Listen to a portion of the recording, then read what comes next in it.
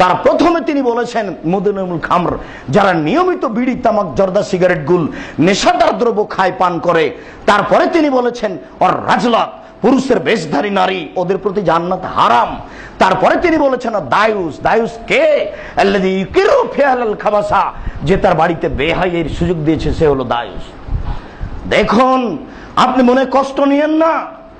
যদি লজ্জাবোধ থাকতো তাহলে এমনটা হয় কি করে? এটা হয় কি করে? তিনি বলেছেন আল হায়াল ঈমান কারনাউ জামিয়া, লজ্জা এবং ঈমান দুটো একসাথে জমা ধরে আছে। এটা রফিয়া আহাদুহুমা রফিয়াল আখারু, যখন লজ্জা উঠে যায় তখন ঈমান চলে যায়, যখন লজ্জা উঠে যায় তখন ঈমান চলে যায়। তিনি বলেছেন ওয়াইনা লিকুল্লি দিন খলকানো খলকুল ইসলামেল হায়া, প্রত্যেকটা ধর্মের একটা চরিত্র রয়েছে।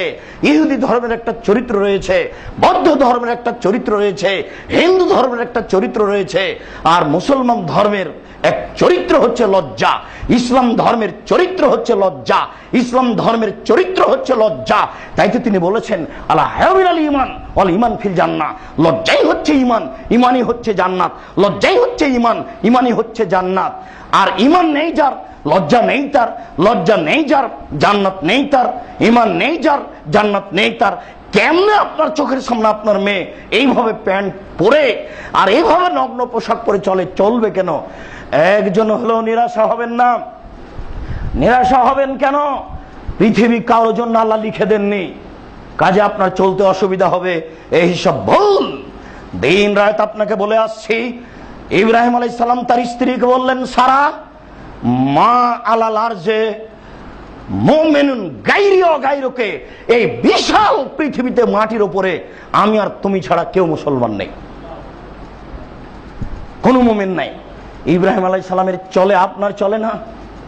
আল্লাহ রাসূল বলেছেন ইব্রাহিম সালামের স্ত্রী হে আহসানুন নিসা মিনাল আরব, আরব ভূখণ্ডের সবচেয়ে সুন্দরী। কেন চলে না আপনার? ইব্রাহিম আলাইহিস সালামের কেমনে চলে? কেন চলবে না? সারা পৃথিবীর সবাই যদি খারাপ হয়, ব্যভিচার পুরুষ নারী হয়, এরপরেও সারা টিকতে পারেন, আর ইব্রাহিম আলাইহিস সালাম টিকতে পারেন, কেন টিকবেন না আপনি?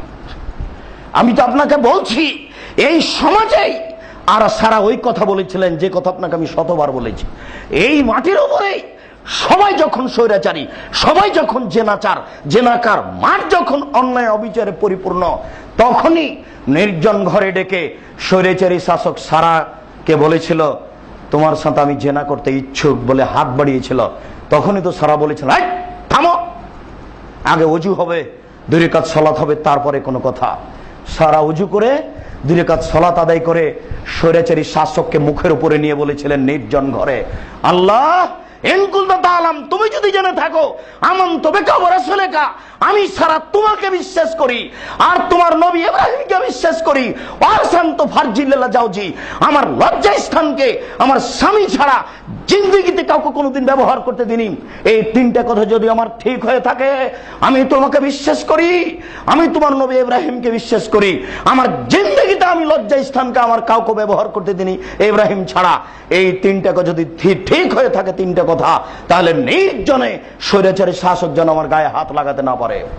কথা বলা শেষ হয়নি, স্বৈরাচারী শাসক উল্টে পড়ে গেছে, শেষই হয়নি কথা।